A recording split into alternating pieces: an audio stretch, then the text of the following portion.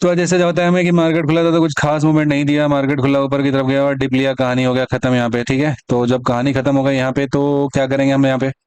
तो हमने क्या किया, हमारे पास एक सेटअप है बढ़िया सा, ठीक ठाक काम कर देता है। यहाँ पे क्या करना, दिमाग लगाने की जरूरत नहीं होता, जब बने तो ट्रेड लीजिए, नहीं तो आराम से चुपचाप खाइए पीजिए मजे में रहिए।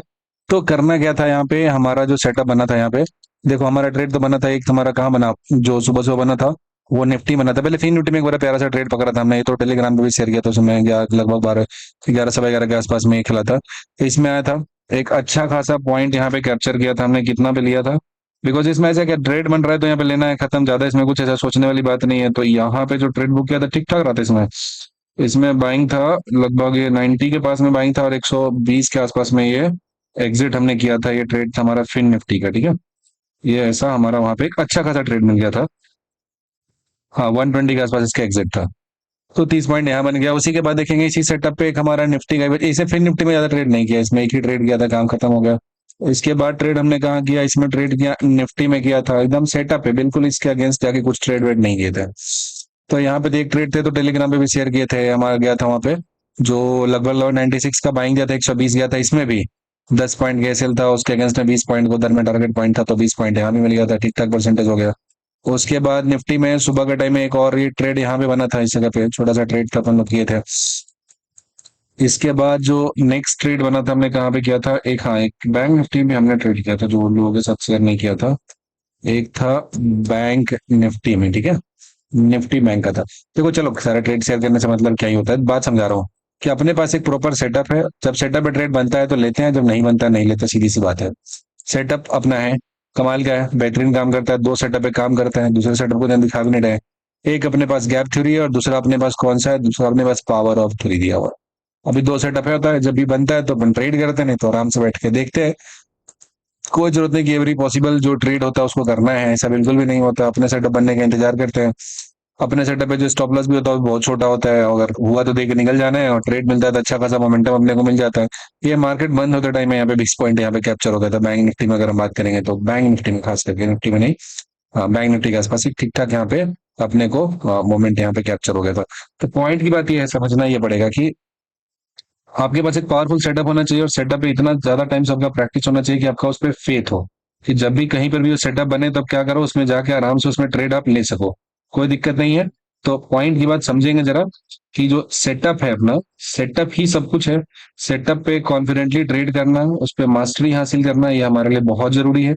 अगर आपके पास अच्छा सेटअप है तभी आप लॉन्ग टर्म में सक्सीड कर दो करोगे, नहीं अगर नहीं है तो आपके पास रैंडम ट्रेड में जाओगे, एंट्री करोगे, और उस तरीके से क्या होगा कि आपका कैपिटल है वो खत्म हो जाएगा, और एक टाइम का परेशान से हालात में होगा।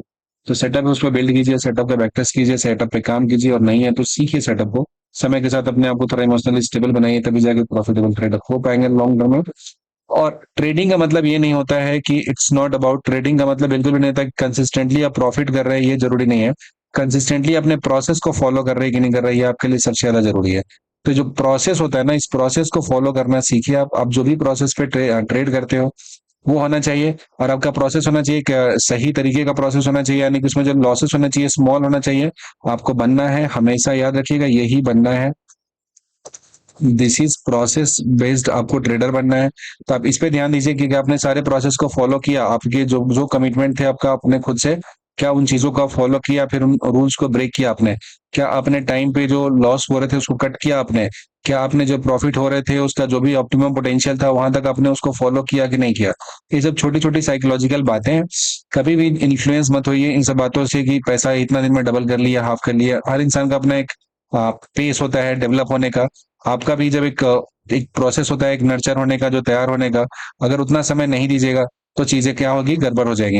जैसे मान लेते हैं किसी पेड़ में पौधा में फल लगता है, तो उसको अगर जब तक पकने का पूरा टाइम नहीं देंगे, पहले ही तोड़ लेंगे, तो क्या हो जाएगा, उसमें टेस्ट रहेगा नहीं रहेगा।